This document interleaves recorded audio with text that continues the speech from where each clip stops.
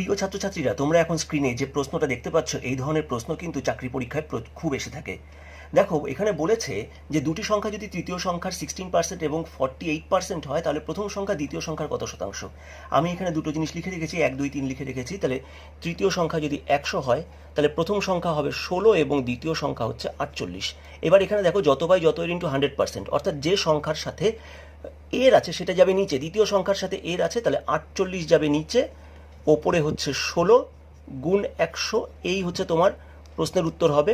তাহলে 16 দিয়ে 16কে কাটলে 1, এখানে 3, তাহলে 100/3 মানে হচ্ছে 33.1%। এটাই হবে তোমার উত্তর। দেখো, অঙ্কটা কত সোজাভাবে করা গেল না? অঙ্কটাকে দেখে কিন্তু মনে হতে পারে বেশ জটিল বা কঠিন, কিন্তু আসলে করতে গেলে দেখবে এটা খুব সোজা। তোমরা এইটাকে লিখে রেখে দাও এবং বাড়িতে প্র্যাকটিস করো। যত বাই যত এর ইন্টু 100%, এটা তোমরা নিশ্চয়ই বুঝতে পেরেছো। না বুঝতে পারলে কমেন্ট